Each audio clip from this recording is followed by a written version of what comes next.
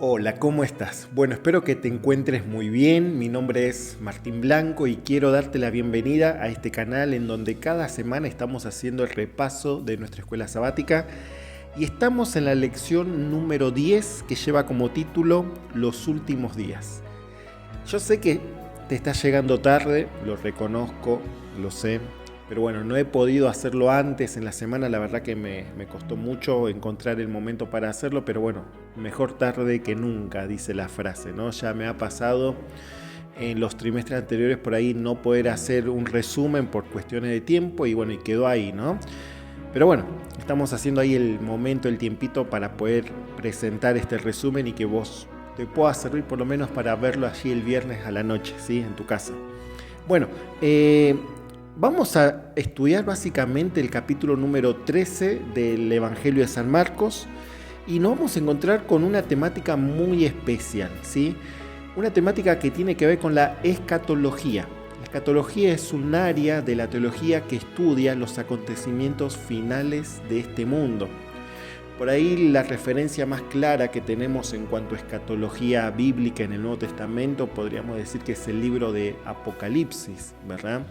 Pero también en los evangelios encontramos escatología. Por ejemplo, el capítulo número 13 de San Marcos, el capítulo 21 de San Lucas y el más conocido de todos, el capítulo 24 y 25 del Evangelio de Mateo.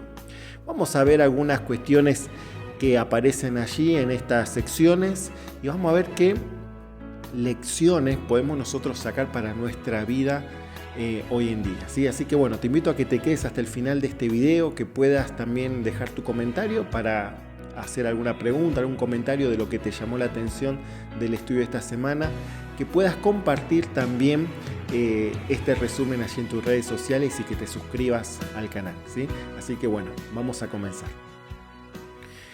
La lección de esta semana comienza con una parte que había quedado pendiente del capítulo número 12, la historia de la ofrenda de la viuda. Yo voy a compartir algunos versículos que aparecen en la Nueva Traducción Viviente y vamos a ver que es una historia bastante conocida y que tiene una lección muy importante para cada uno de nosotros, ¿sí? Esto aparece en el versículo 41 al 44 del capítulo 12 de San Marcos. Y dice así: Jesús se sentó cerca de la caja de las ofrendas del templo y observó mientras la gente depositaba su dinero. Muchos ricos echaban grandes cantidades.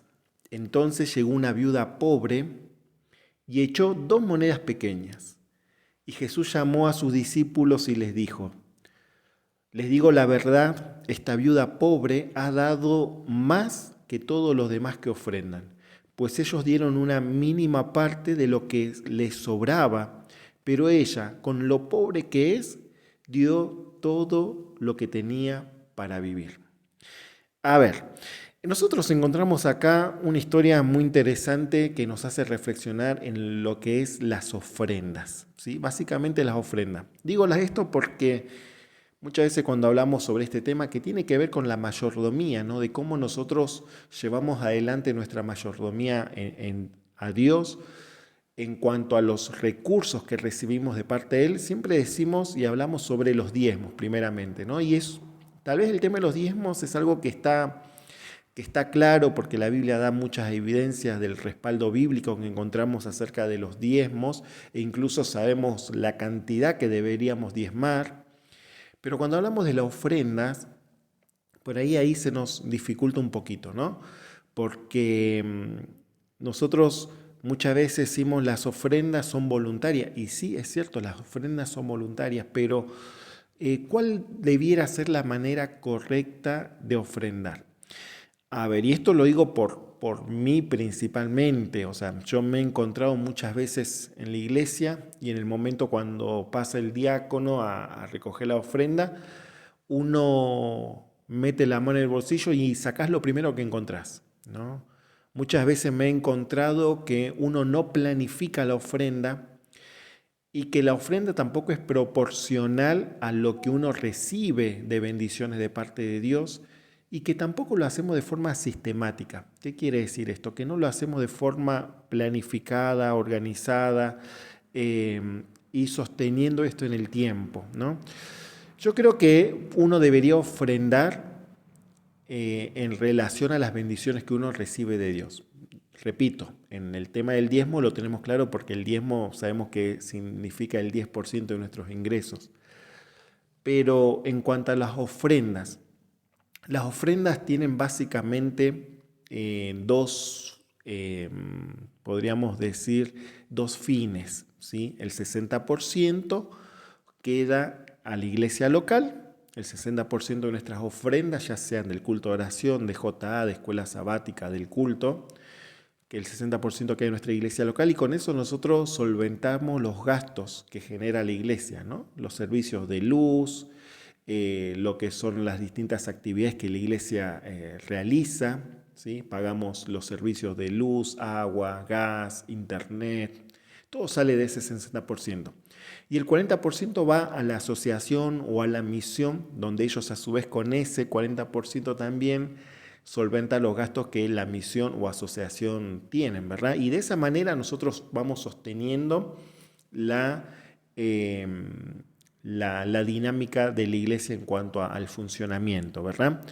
Y acá es interesante, porque en esta historia Jesús destaca la actitud de esta mujer, no la cantidad, porque según lo que dice Jesús, esta mujer era pobre, dio 2 monedas pequeñas que tenían un valor mínimo, pero la actitud con la que ella dio realmente llamó la atención de Jesús, porque ella dio todo lo que tenía, no dio lo que le sobraba, dio todo lo que tenía, ¿no?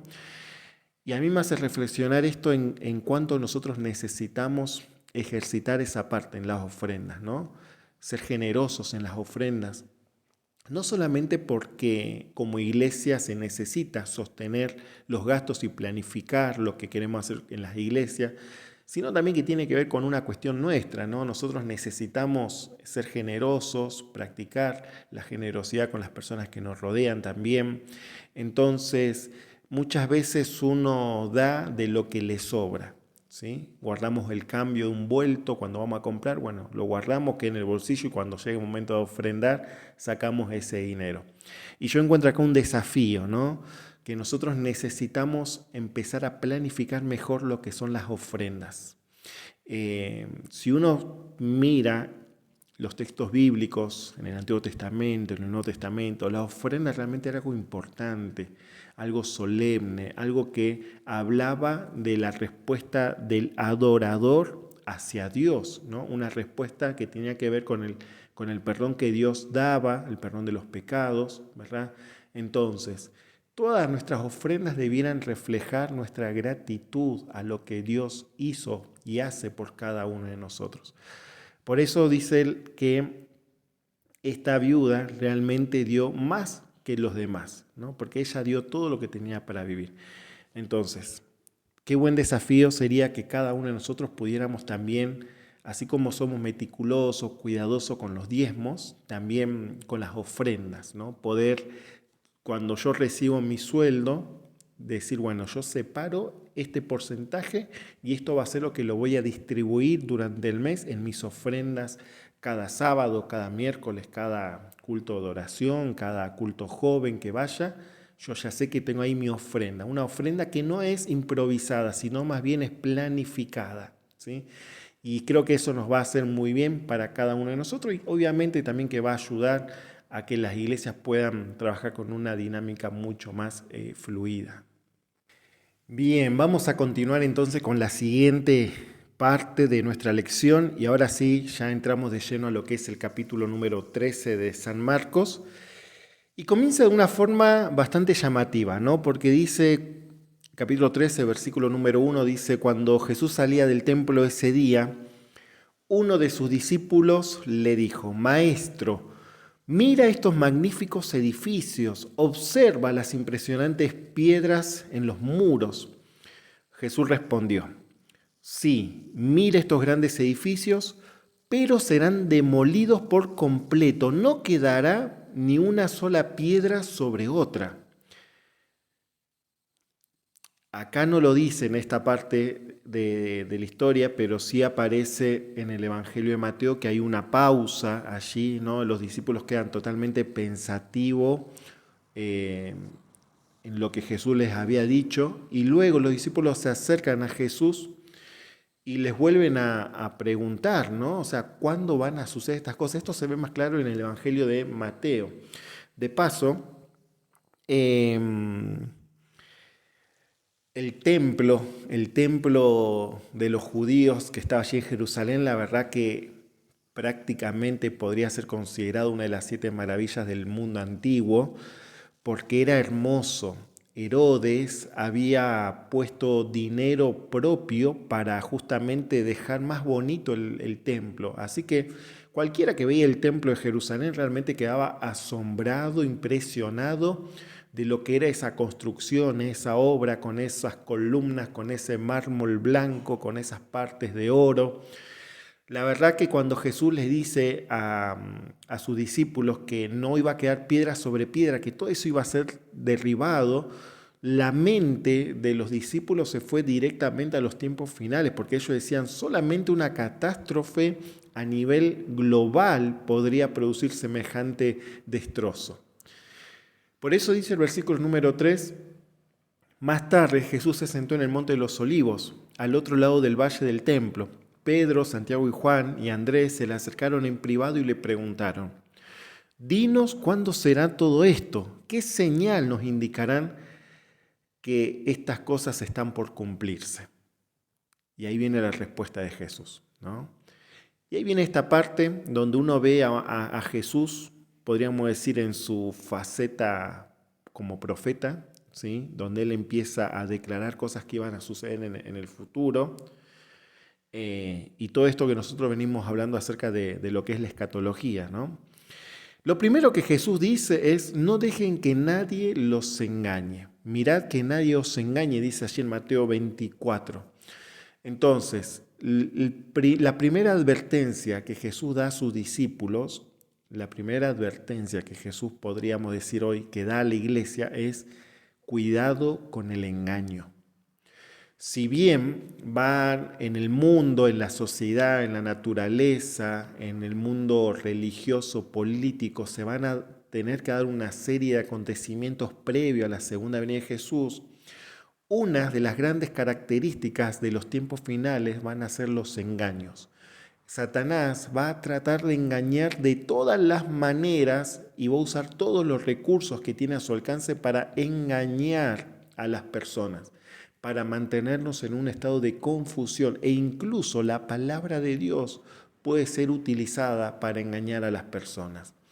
Por eso es importante que vos y yo sepamos qué es lo que Dios dice acerca de estos eventos finales, que conozcamos qué es lo que suceda, que conozcamos qué es lo que la Biblia dice y qué es lo que va a suceder en el mundo y al mismo tiempo qué es lo que va a suceder en la iglesia.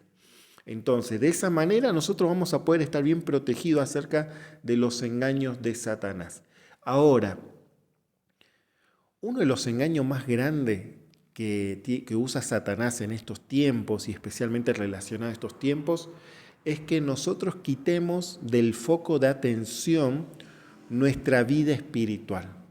¿Qué quiero decir con esto? Muchas veces, y creo que esto tiene que ver con un engaño de Satanás, porque muchos somos los que caemos en esto, estamos muy pendientes de todo lo que sucede a nuestro alrededor. Estamos pendientes de lo que sucede en Estados Unidos, estamos pendientes de lo que sucede en Roma, estamos pendientes de lo que sucede en Israel. Hay cada teoría de gente que está pendiente de lo que sucede en el mundo, de qué presidente viene, qué presidente sube, qué papa asume ahora como el mandatario más importante de la Iglesia Católica, qué es lo que está sucediendo en Medio Oriente. O sea, hay gente que está obsesionada con lo que sucede, que deja de ver su vida espiritual.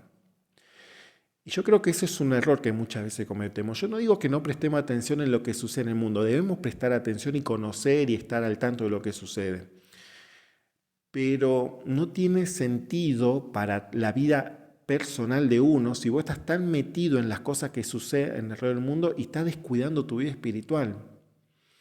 ¿Por qué digo esto? Porque muchas veces esas personas que están tan pendientes y están al tanto de lo que sucede en el mundo son las personas que se la pasan juzgando a los demás, son las personas que se la pasan criticando y maltratando a los demás. Entonces, ¿Cómo está mi vida espiritual hoy? ¿Cómo me estoy relacionando con el Señor? ¿Cómo estoy de alguna forma también tratando a mis hermanos, a la gente? ¿De qué manera estoy evangelizando? ¿De qué manera estoy mostrando el amor de Cristo? Bueno, son preguntas que cada uno de nosotros nos tenemos que hacer y que nos habla también en qué consisten estos engaños que Satanás quiere hacer, ¿verdad? Miren, dice allí, continuando con el versículo 6, engañarán a muchos y ustedes oirán de guerras, amenazas de guerras, pero no se dejen llevar por el pánico. No entren en pánico, no entren en desesperación.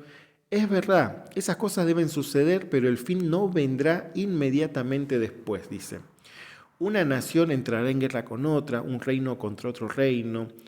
Habrá terremotos en muchas partes del mundo y también hambres, pero eso es solo el comienzo de los dolores del parto. Luego vendrán más, dice allí. Continuando con el versículo 9 dice, cuando esas cosas comiencen a suceder, tengan cuidado. Los entregarán a los tribunales, los golpearán en las sinagogas, serán sometidos a juicio ante gobernantes y reyes por ser mis seguidores. Pero esas cosas serán oportunidad para que ustedes hablen de mí. Pues la buena noticia primero tiene que ser predicada a todas las naciones. Cuando los arresten y los sometan a juicio, no se preocupen de antemano por lo que van a decir. Solo hablen de lo que Dios les diga en ese momento, porque no serán ustedes los que hablen, sino el Espíritu Santo. Y acá quiero hacer una aclaración también en esto, ¿no? Muchas veces tenemos muy presente este versículo y pensamos que llegado esos momentos nosotros cuando nuestra fe sea puesta a prueba o tengamos que dar un testimonio, es como que el Espíritu Santo te va a tomar y va a hacer que de tus labios broten estas palabras. Y no van a brotar si vos antes no pusiste todo ese mensaje en tu mente. ¿Qué quiero decir con esto también? Que no vamos a hablar por hablar. El Espíritu Santo no actúa sobre lo vacío. Nosotros necesitamos, ahora que tenemos la libertad de hacerlo, que tenemos el tiempo, necesitamos ahora estudiar la palabra de Dios, necesitamos ahora conocer la Biblia y memorizarla para que llegado el momento el Espíritu Santo pueda usar todo eso que nosotros ya previamente guardamos en nuestra mente. No se trata hoy de memorizar un discurso ni de ordenar en forma coordinada las ideas ni los pensamientos, sino más bien preocuparnos hoy por alimentar nuestra vida espiritual, por fortalecernos para que realmente Dios nos use llegado ese momento y podamos dar testimonio, ¿verdad? Y fíjense en el versículo 12 lo que dice, un hermano traicionará a muerte a su hermano, un padre traicionará a su propio hijo, y los hijos se rebelarán contra sus padres y harán que los maten. Tremendas declaraciones de Jesús. A ver, esto nosotros lo podemos ver de dos maneras, ¿no? Uno puede decir, bueno, o sea, si eso es lo que me espera por seguir a Cristo, mejor prefiero quedarme en donde estoy, prefiero avanzar hasta acá nomás y hasta acá llegué con mi vida espiritual y no me voy a estar arriesgando a lo que sucede. Uno lo puede ver de esa manera, o sea, puede ser que frente a este panorama que Jesús nos presenta, nos genere un poco el miedo, la duda, la incertidumbre. U otra actitud que podemos tomar es que Jesús te está indicando que el camino o el costo de seguir a Cristo no es simple, no es fácil seguir a Cristo.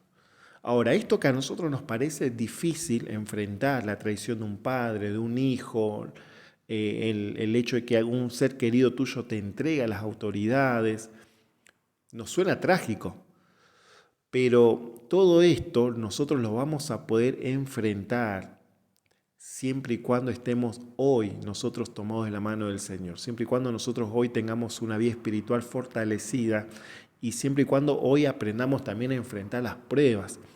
Si yo hoy, que no estoy teniendo persecución, que no tengo un familiar que me esté persiguiendo o que tenga intenciones de entregarme, me cuesta ser fiel a Dios, no puedo esperar ser fiel a Dios llegado ese momento cuando realmente las presiones van a ser muchas. Entonces, esto a mí me hace reflexionar en la importancia que tenemos nosotros ahora de poder utilizar el tiempo que el Señor nos da, la libertad que tenemos. Nosotros hoy vamos a la iglesia cada sábado, cada miércoles en el culto de oración, cada momento podemos hacer actividad, podemos hablar en la calle libremente acerca de Cristo. Nadie te va a meter una denuncia y mucho menos a un calabozo, pero esto no va a ser siempre así. Ya la Biblia nos está anticipando lo que va a suceder, ¿sí? Entonces, utilicemos el tiempo de la mejor manera para que hoy podamos fortalecernos y estar preparados para esos momentos. Bueno, continuando con lo que dice el Evangelio de San Marcos, estamos en el capítulo 13, pero ahora vamos a leer el versículo 14, capítulo 13, versículo 14. Dice así: llegará el día cuando verán el objeto sacrílego que causa profanación. ¿Sí? Repito, estoy utilizando la Nueva Traducción Viviente, por si alguna palabrita te suena diferente a la versión que vos tenés. ¿Sí? Llegará el día cuando verán el objeto sacrílego que causa profanación de pie en el lugar donde él no debe estar, dice, ¿no? Lector, presta atención, o el que lee entienda, dice en otras versiones. Entonces, los que estén en Judea huyan a las colinas, las personas que estén en la azotea no bajen a la casa para empacar, el que esté en el campo no regrese ni para buscar un abrigo.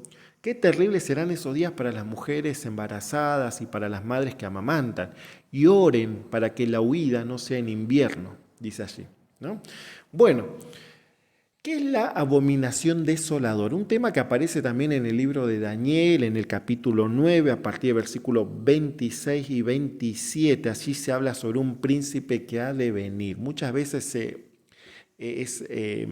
se interpreta a ese príncipe como un Mesías que ha de venir, por la traducción más que nada, ¿no? Algunos por ahí han interpretado esto de la abominación desoladora que aparece aquí en el Evangelio, lo ponen o lo relacionan a lo que hizo Antíoco Epifanes 2 siglos antes de este momento que menciona acá, cuando Marcos está mencionando en el Evangelio las palabras de Cristo, ¿sí?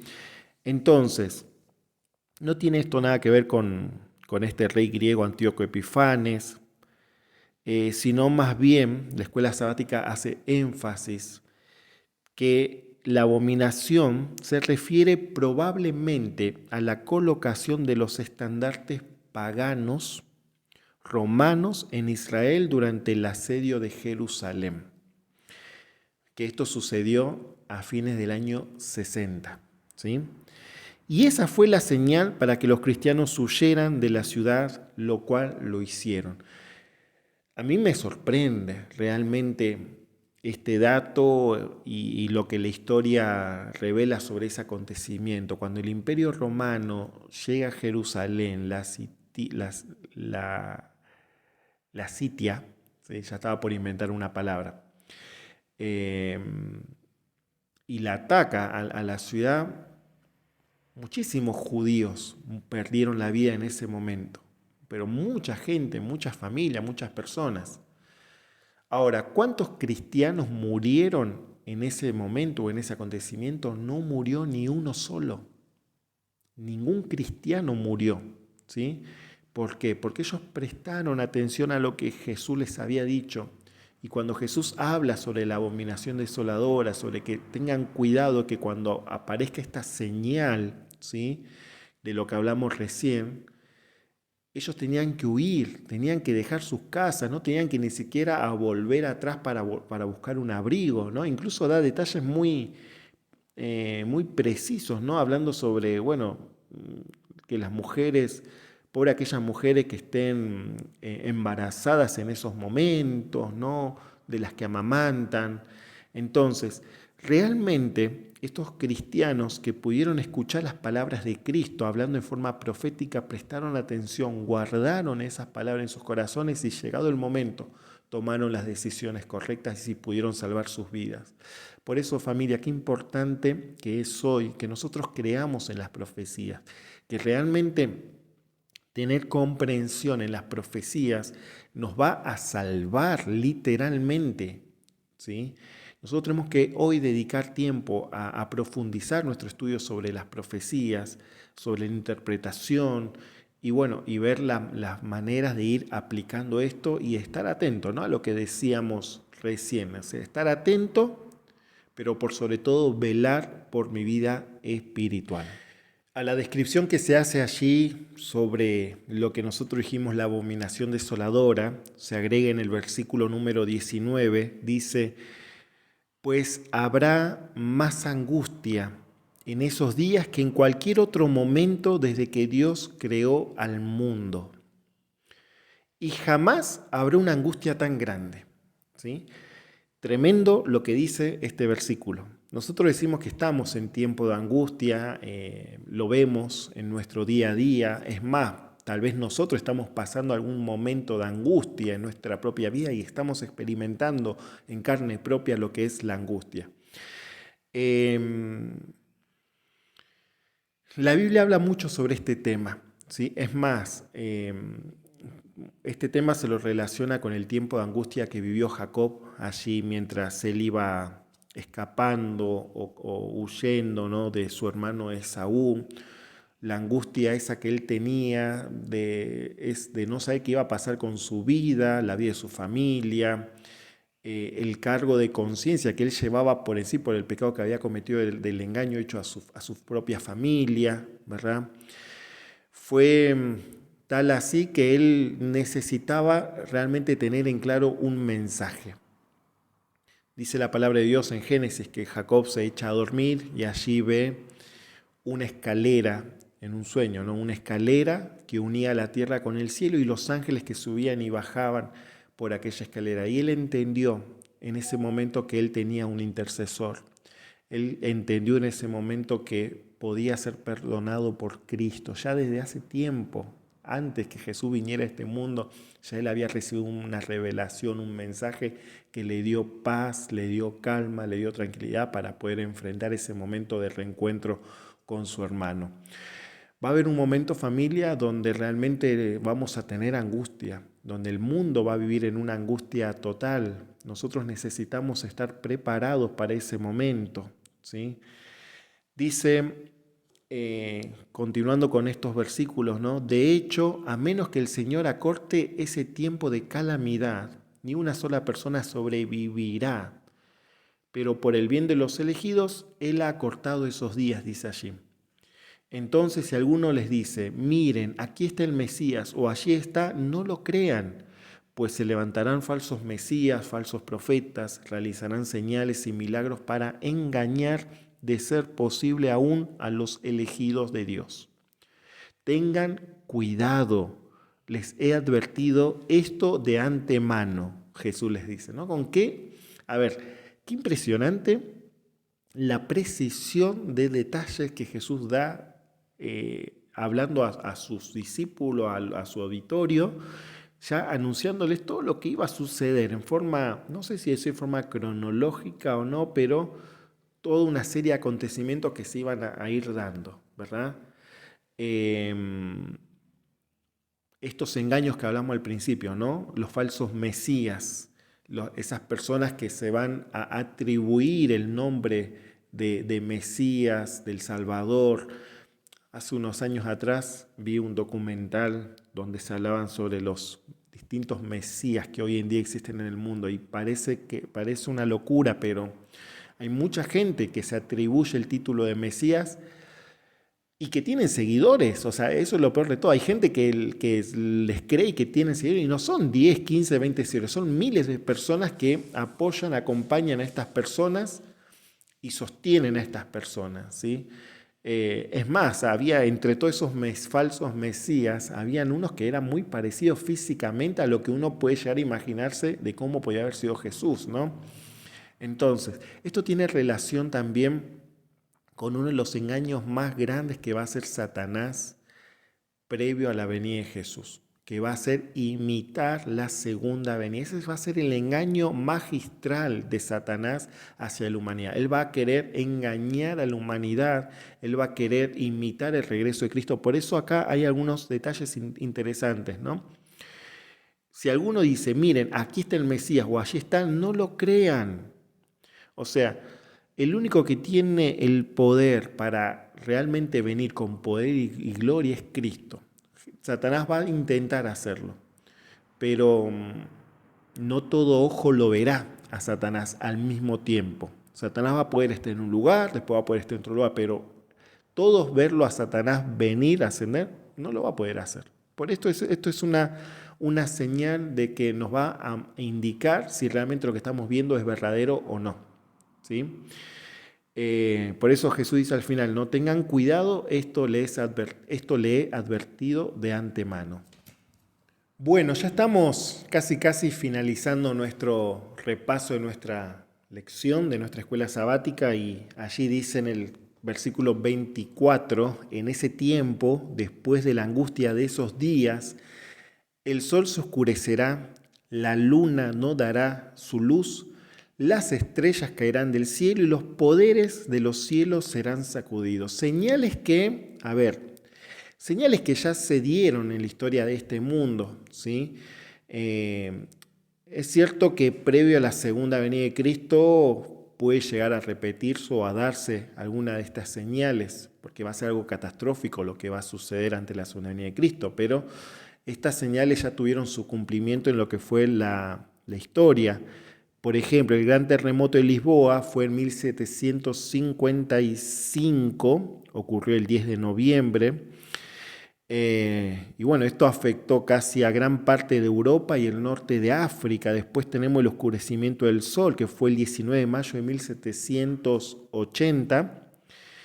Y la caída de las estrellas ocurrió el 13 de noviembre de 1833, ¿no? Fue un evento tan espectacular que muchos se sorprendieron al ver cómo esas estrellas caían y iluminaban la noche, ¿no? Y acá viene esto importante, dice el versículo 26. Entonces todos verán al Hijo del Hombre venir en las nubes con gran poder y gloria. Y Él enviará a sus ángeles para que reúnan a los elegidos de todas partes del mundo, desde los extremos más lejanos de la tierra y del cielo. Ahora aprendan una lección de la higuera. Cuando las ramas echan brotes y comienzan a salir las hojas, ustedes saben que el verano se acerca. De la misma manera, cuando vean que sucedan todas estas cosas, sabrán que su regreso está muy cerca a las puertas. Les digo la verdad.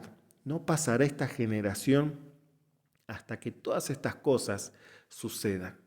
El cielo y la tierra desaparecerán, pero mis palabras no desaparecerán jamás. Sin embargo, nadie sabe el día ni la hora en que sucederán esas cosas, ni siquiera los ángeles en el cielo ni el propio Hijo, solo el Padre lo sabe. Y ya que ustedes tampoco saben cuándo llegará ese tiempo, manténganse en guardia, estén alerta, estén despiertos. La venida del Hijo del Hombre puede ilustrarse mediante la historia de un hombre que tenía que emprender un largo viaje, dice así Jesús. Cuando salió de casa, dio instrucciones a cada uno de sus esclavos sobre el trabajo que debían hacer y les dijo al portero que esperara su regreso. Ustedes también deben estar alertas, pues no saben cuándo regresará el amo de la casa, si en la tarde, a medianoche, durante la madrugada o al amanecer. Que no los encuentren dormidos cuando lleguen sin previo aviso. Les digo a ustedes lo que le digo a todos, manténganse despiertos esperándolos a Él. Y me hizo acordar una experiencia mía cuando yo era más chiquito, cuando era niño. Me acuerdo que mi papá trabajaba en la ciudad, en capital, en Buenos Aires. Nosotros vivíamos en la provincia, entonces él toda la semana estaba allí trabajando, se iba el lunes temprano, volvía el viernes a la tarde, y él, me acuerdo que los días domingos ya me decía Martín, o Marcelo, como me llaman en mi casa, Marcelo, mira, te voy a dejar tarea para que hagas en la semana. En la semana tenés que trabajar en la huerta, sacar los yuyos de las plantas, trasplantar plantas de un lugar a otro, regar, barrer la hoja, limpiar la canaleta de la zanja, cortar el libustro. O sea, me dejaba una serie de tareas para que yo lo haga durante toda la semana. Entonces yo sabía que ya tenía cosas para hacer lunes, martes, miércoles, jueves y viernes. ¿Qué pasaba? Yo como sabía que mi papá llegaba el día viernes a la tarde, es más, yo ya sabía incluso en qué horario llegaba. Ya mi papá a las 6:30, 7 ya estaba llegando a casa con su bolsito de trabajo. Entonces yo dejaba todo para el último día. Dejaba para hacer todo para el viernes. Yo el viernes andaba a las corridas. Además de las cosas que tenía que hacer en el día, me ponía a hacer todo lo que mi papá me dijo para que mi papá vea que yo hacía su tarea. Y así lo hice por varias semanas. Usaba esa forma, ¿no? Y mi papá cuando venía de trabajo veía que todo estaba bien, así que bueno, él se ponía contento. Pero resulta que en una semana él justamente lo mandaron del trabajo a mi casa a mitad de semana, así que él regresó un día miércoles. Imagínense con lo que se encontró. O sea, se encontró que yo no estaba haciendo nada, ¿sí? Que realmente yo había dejado todo para el último día.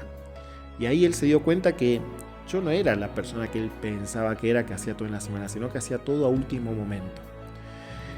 Y esta historia o esta reflexión que Jesús deja al final, ¿no? Y este énfasis, estén alerta, estén atentos, creo que es el mensaje principal de la lección de esta semana. Estemos alertas, estemos atentos.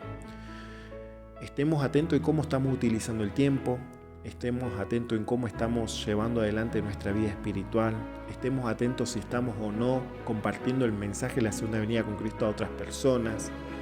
Estemos atentos, el tiempo pasa y pasa muy rápido, ¿sí? Jesús nos dejó una serie de acontecimientos que nos muestran que su regreso está pronto, muy pronto. No sabemos cómo y nosotros no tenemos las evidencias para decir, bueno, va a venir tal fecha, tal día, tal hora. No, eso es imposible. Si alguien te dice que Jesús va a venir en el 2033 o en el año que sea, es mentira, es antibíblico eso.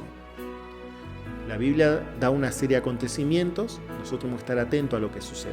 Y eso nos va a mostrar. Yo tengo la plena certeza que estamos pronto.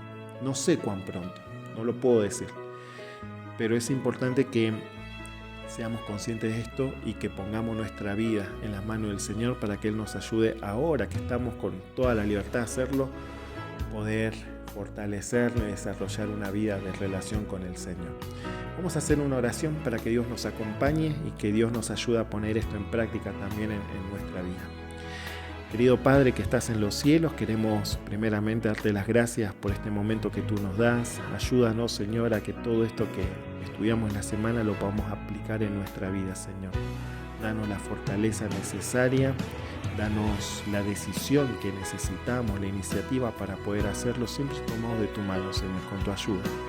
Por eso nos ponemos en tus manos en este momento y oramos y pedimos todo en el nombre de Jesús. Amén. Bueno, familia, que Dios los bendiga. Nos vemos la semana que viene. Te mando un abrazo grande. Acordate de compartir este video, de darle un me gusta. También dejar un comentario y de suscribirte al canal, ¿sí? Nos vemos. Chao, chao.